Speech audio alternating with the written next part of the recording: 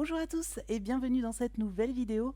Aujourd'hui c'est une vidéo où je vais vous montrer comment j'ai fait en fait mes globes, etc. de ce que j'avais fait dans mon season. Je vais vous montrer ça tout de suite. Suite à ce colo et ce colo, on m'a demandé quelques fois de faire un espèce de tuto ou au moins montrer comment je faisais. Franchement c'est vraiment assez simple.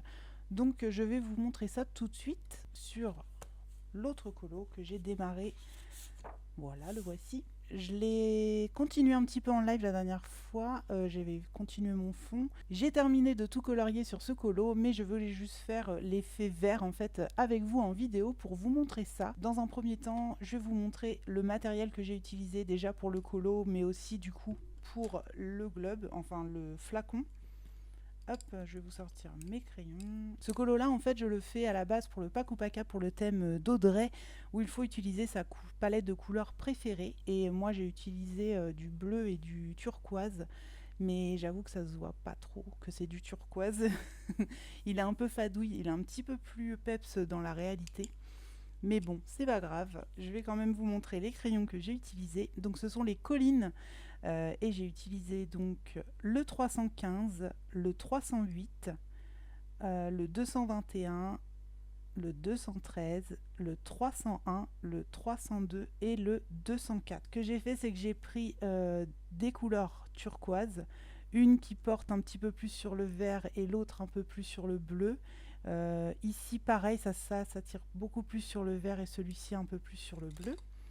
Et ici j'ai pris vraiment du bleu pur en fait, entre guillemets. Je sais pas les couleurs parce que sur les collines il n'y a pas vraiment les noms, mais je pense qu'il doit y avoir du Prusse ou quelque chose comme ça, mais en tout cas c'est du vrai bleu on va dire. Et du coup pour mon globe je vais utiliser en fait ces couleurs pour ombrer les bordures comme je l'avais fait ici. Je vais vous montrer, hop, vous voyez j'ai ombré toutes les bordures ici et ici. Ici je l'avais pas fait parce que c'était une grosse zone de lumière, mais ici par exemple j'ai fait tout autour. Moi je vais laisser peut-être un petit peu ici un peu moins ombré, mais je pense que je vais bien ombrer de ce côté là, et pareil pour celle-ci je vais faire la même chose. Et au niveau du goulot je sais pas si on peut le dire comme ça sur un flacon, je vais ombrer également, etc. Ensuite je viendrai faire des reflets avec mon Faber-Castell Pitt le blanc, et au Posca en fait je viendrai refaire des petits effets lumineux par dessus. Voilà, c'est comme ça que je vais procéder en tout cas. Pour les parties les plus sombres, ici je vais utiliser plutôt du bleu, ici c'est un petit peu plus clair, je vais utiliser un petit peu des deux, et ici je pense que je vais être un petit peu plus sur le turquoise, et je vais essayer de faire à peu près la même chose ici mais en plus petit du coup. Donc c'est parti. Donc c'est parti pour vous expliquer un petit peu ce que j'ai fait pendant ce coloriage. Donc je commence par ombrer au niveau de l'épaisseur du vert. Vous voyez sur le dessin, en fait, elle a dessiné une espèce de ligne pour symboliser l'épaisseur du vert. Surtout dans un flacon, en général, le fond est plus épais que le haut. Donc là, en fait, je continue sa ligne et j'essaye de la fondre au niveau du vert, en fait, de la paroi. Donc je commence à ombrer avec mon bleu le plus foncé, le 308, toujours des collines, et après je vais continuer mon dégradé avec le 315, un petit peu plus clair, et là en fait j'ai repris le 302 pour ombrer la partie, pour éclaircir la partie extérieure du vert. Et voilà, après j'essaie de faire un joli dégradé en tout cas pour que ça se fonde un petit peu avec mon fond. Vous voyez sur les images que je montre les choses, etc. C'est parce qu'à la base je parlais dans ce tuto, mais j'ai eu un problème de son, donc c'est pour ça que je vous le fais en voix off. Donc j'espère que je ne vais rien oublier. Donc là je vais prendre mon bleu le plus clair et sur les bordures extérieures je vais faire le trait en fait par dessus le trait de Anna Cardzon. Donc c'était avec le 309. Et comme là j'arrive sur une partie un peu plus haute et un peu plus fine, en fait là je vais me caler sur la ligne blanche, en fait, enfin blanche, bleu très clair, que je viens de faire pour faire mon dégradé. Comme ça va donner un aspect comme si la paroi s'affinait en fait au fur et à mesure, tout en laissant un petit peu de transparence.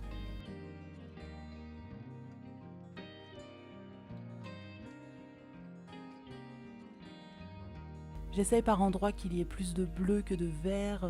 J'essaye de faire voilà quoi, une liaison entre tout ça. Et surtout, je m'attelle à bien foncer les bordures parce que c'est vraiment ce qui va nous donner cet aspect de vert transparent. En tout cas, c'est une des techniques que j'utilise pour le faire.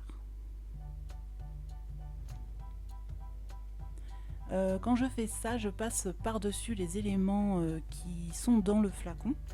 Du coup, ça me permet de donner vraiment l'aspect du verre qui est du coup au premier plan, puisqu'il est la végétation est à l'intérieur du verre. Donc je passe par-dessus comme si la végétation n'existait pas. Par endroits, c'est un peu difficile parce que y a des zones que j'ai quand même bien blindées.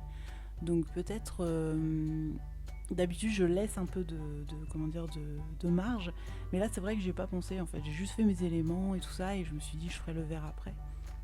Mais j'aurais dû penser à laisser un petit peu de grain, en fait, de pas saturer complètement mes crayons. Notamment là-haut, en fait, au niveau du diamant, le verre passe par-dessus la partie inférieure, en fait. Et du coup, à cet endroit-là, j'aurais dû le foncer un petit peu sur les bords, etc. Je le fais un petit peu, mais pas suffisamment à mon goût, en fait. Mais bon, j'arrive quand même à repasser un petit peu. Et les collines sont assez... j'ai pas envie de dire gras parce que c'est pas le cas, mais plutôt on va dire crémeux. Du coup, il sature quand même assez vite, quoi. Surtout que là, j'avais fait pas mal de couches quand même. Voilà, là je suis plutôt dans le bleu, mais je reprends mes verts, etc. J'essaye de vraiment qu'il y ait une cohérence avec le fond.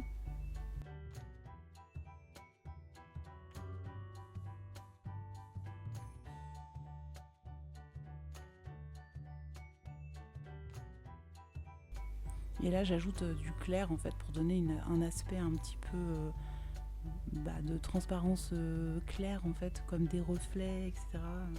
Pas très régulier. Mais sur les bordures j'essaye de faire un beau dégradé assez régulier du coup parce que la surface est assez lisse. Donc voilà, alors les parties vertes, vous ne les voyez pas beaucoup. Je sais pas pourquoi, ma caméra, que ce soit mon téléphone ou la caméra, ils prennent pas... Le vert, il ne veut pas. Surtout le turquoise. Le vert, on va dire pur, ça passe. Mais les turquoises, etc., ça a beaucoup de mal à passer à l'écran.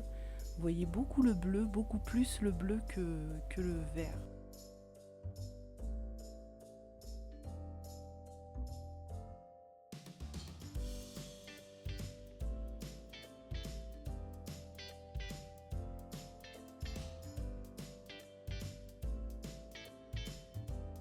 J'explique là que les petits points, je vais les refaire ensuite. Je me souviens. Donc là, je commence à ombrer l'intérieur toujours de la paroi, vous savez, du verre que je faisais au début. Elle laisse une petite épaisseur anacarson, donc moi je pars à l'intérieur et j'ombre de la même manière que j'ai fait sur le côté. En bas, j'aurais pu faire plus foncé, mais comme je vous l'ai dit, j'avais déjà ombré mes éléments à l'intérieur, donc j'ai pas pu trop repasser. Mais ça va, je trouve que ça donne quand même un aspect que j'aime bien, donc ça ne me dérange pas plus que ça. Et sur les côtés du fond de la bouteille, je vais ombrer sur les côtés pour donner un aspect un peu bombé. Vous voyez, au milieu c'est plus brillant, on va dire, il y a plus de clair que sur les bords. Et vous allez voir que ça va donner un petit effet assez cool en fait, que j'aime beaucoup.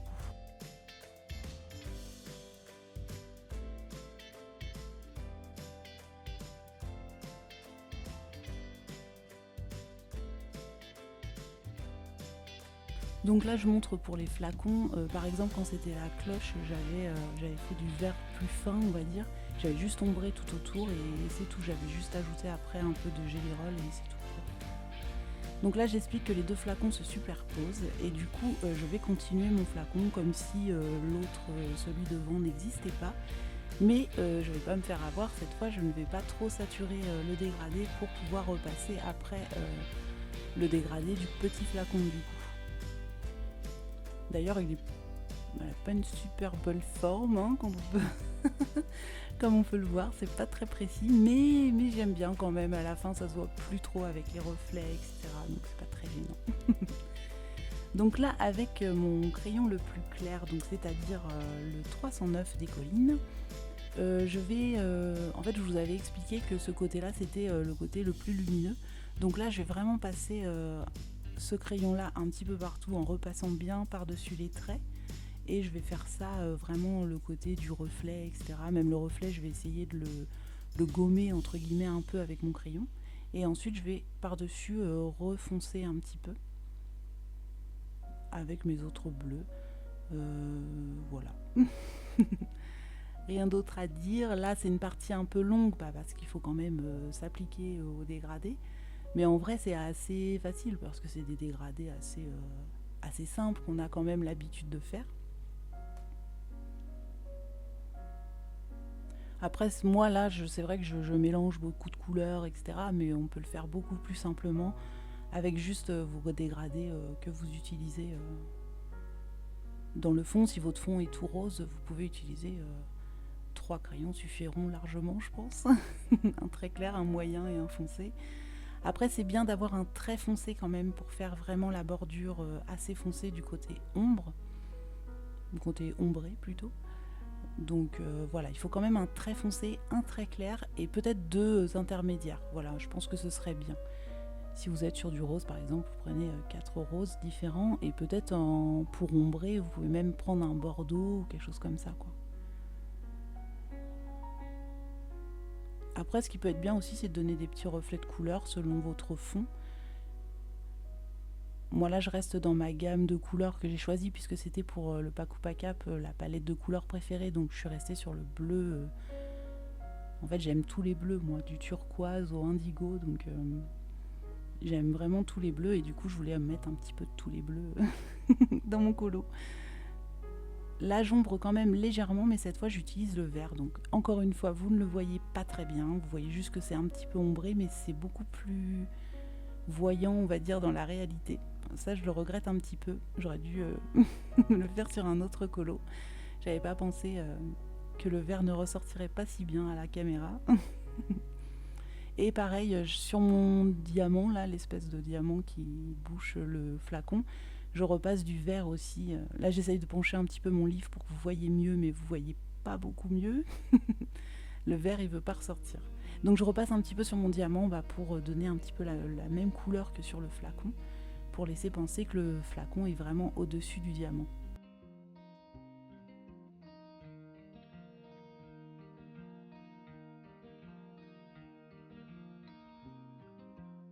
Bon, je vous ai laissé tout le processus. Je pense que j'aurais pu accélérer davantage à ce moment-là, surtout le deuxième flacon, mais le deuxième flacon, il est assez rapide à faire. Là, je fonce un petit peu ma bordure côté lumière pour donner un petit contraste, mais je vais pas la pousser plus loin en fait, je vais la laisser assez fine. Et je m'attaque au deuxième petit flacon. Et je fais la même manière que j'ai fait sur le premier. Je viens fondre un petit peu vers le haut et je dégrade tranquillement comme de l'autre côté, sauf que là, comme il est plus petit, forcément ça va beaucoup plus vite.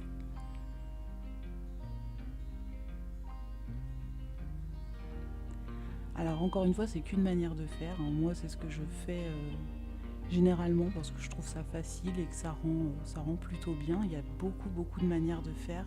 On peut rajouter par exemple du blanc ou de l'alcool. De l'encre, je voulais dire Colorex par exemple, pour rendre un petit peu laiteux le vert. Moi j'aime bien le vert transparent, vraiment juste avec des reflets.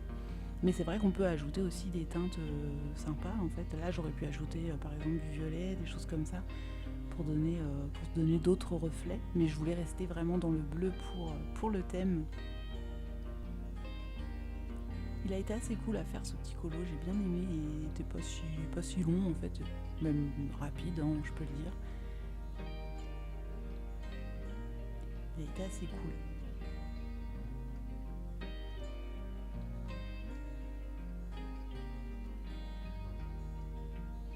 Là je fignole un petit peu, en vrai, je pourrais aller plus vite que ça, mais moi j'aime bien faire un dégradé, etc. en dessous, parce qu'après ça a son importance quand même avec la fin. J'avais pas juste envie de faire des petits effets avec le Posca ou avec le Jelly Roll, etc. Dans l'intro, je vous disais que j'utilisais un Posca, je voulais ajouter au montage parce que j'ai déjà monté l'intro. Finalement, j'utilise un Jelly Roll et j'ai pris le plus fin, il me semble que j'ai pris le numéro 5. Oui, c'est ça.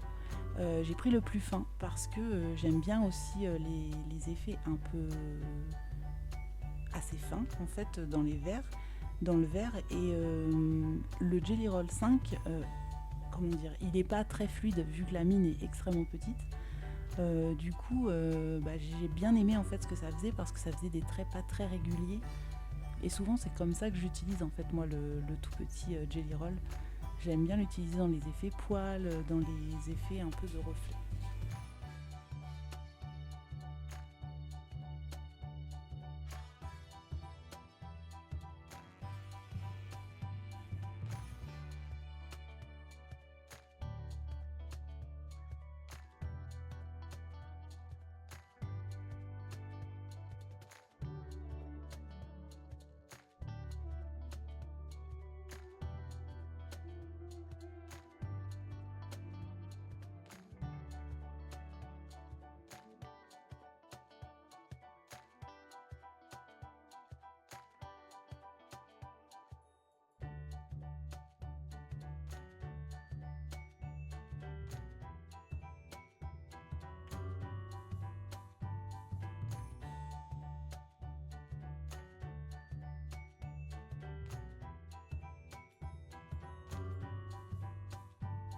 Donc de la même manière que sur l'autre flacon, je passe mon blanc partout et ensuite par-dessus je viens réombrer les bordures, les coins, vous voyez en bas du fond du flacon. Ce qui me donne un petit reflet assez sympa et assez bombé en fait au fond et je trouve que ça rend bien avec le petit filet lumineux au milieu. Mais il ne faut pas qu'il soit trop gros. Et voilà, ça fait juste un petit reflet lumineux, je trouve ça sympa. Sur le petit, je trouve qu'on s'en rend plus compte que sur le gros. Mais le gros, j'aime bien aussi avec le Jelly Roll, après ça va faire un effet assez cool.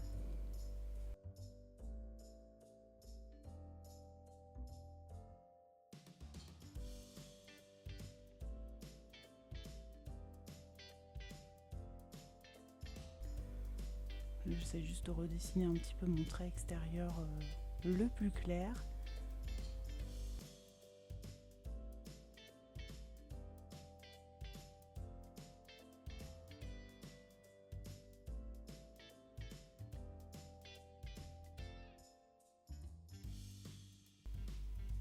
Et donc je pense que je vais pas tarder à passer aux finitions avec le Faber-Castell Pitt, le blanc. Alors celui-là j'aime bien l'utiliser par effet un petit peu de transparence. Et le Jelly Roll numéro 5, donc le plus petit, que j'utilise aussi pour donner des petits reflets assez fins.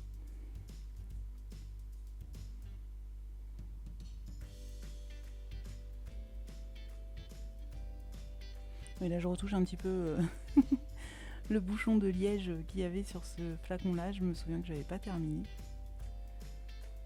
Je fais quelques finitions, je peaufine ici et là et je vais pas tarder normalement à passer aux finitions avec les feutres. Et moi j'adore finir les colos, c'est mon côté satisfaisant du colo. J'adore les terminer, donc du coup quand je passe aux petites finitions, je suis ravie.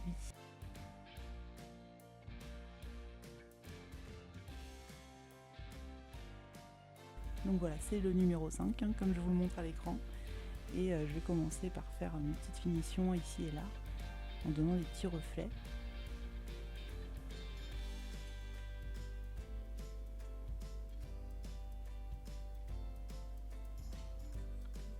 Alors ça donne vraiment des tout petits reflets discrets, mais c'est ce que je cherche en fait. Oui, je vais pas faire une ligne pleine, je vais vraiment faire des petits éléments qui se rejoignent vite fait, quoi, avec des petites séparations. je laisse des zones assez sombres et vraiment j'ai insisté sur les zones un petit peu plus claires. En fait, j'accentue mes effets plutôt que de faire tout par-dessus. Et du coup, le Faber-Castell Pitch, j'utilise pour faire le reflet du flacon. Je tamponne de temps en temps parce que c'est de l'encre en fait, et du coup, tant qu'elle est pas sèche, on peut encore tamponner pour l'estomper un petit peu.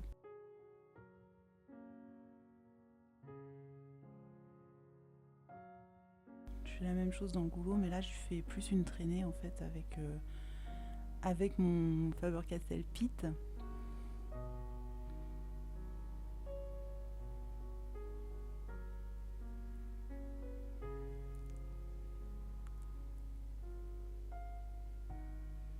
Et je viens faire exactement la même chose sur le grand flacon.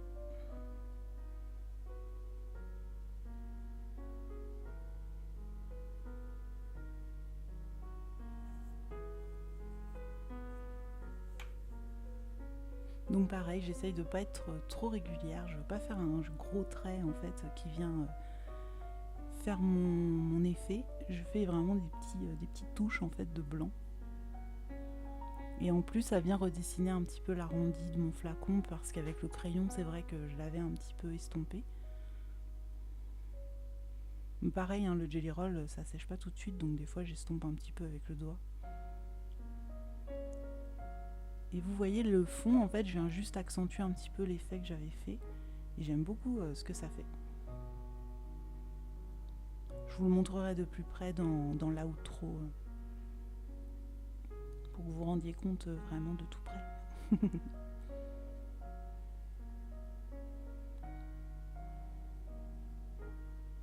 Après vous, si vous préférez des traits plus épais ou des reflets plus épais, etc., rien ne vous empêche d'utiliser un plus gros feutre. Voilà quoi, c'est chacun à sa manière. Moi c'est juste voilà ma façon de faire ça, parce qu'on me l'avait demandé en plus.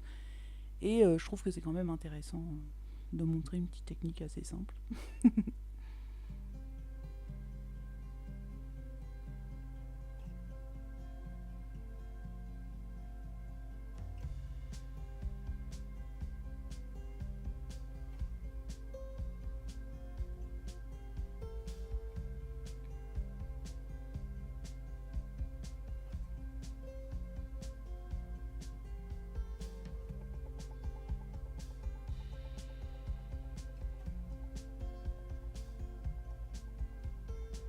Et en fait, je pose mon Faber-Castell Pitt toujours. Et en fait, après, avec le Jelly Roll, je vais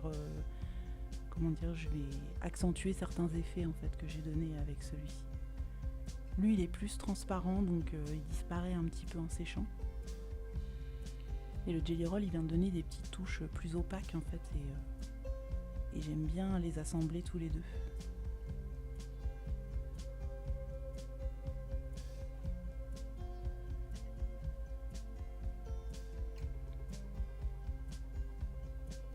Faire un petit trait vraiment au milieu de mon reflet pour accentuer légèrement, donner un petit côté lumineux. Et je fais la même chose en haut. Ici j'essaie de donner des petits reflets tout en haut du flacon. J'accentue encore les petits traits en fait que j'ai fait. J'essaie que ce soit pas trop régulier quoi. Et je me retiens, parce que c'est vrai que quand on commence à faire ce genre de truc, on n'a plus envie de s'arrêter. Enfin, en tout cas, moi, c'est mon cas. Et je me retiens, en fait, de pas trop en mettre, quoi. Et donc, voilà. Donc, voilà pour cette petite vidéo. J'espère que ça vous aura plu et que ça vous aura été utile. Je vais juste vous remontrer rapidement, en vous montrant peut-être un petit peu plus près ce que ça donne.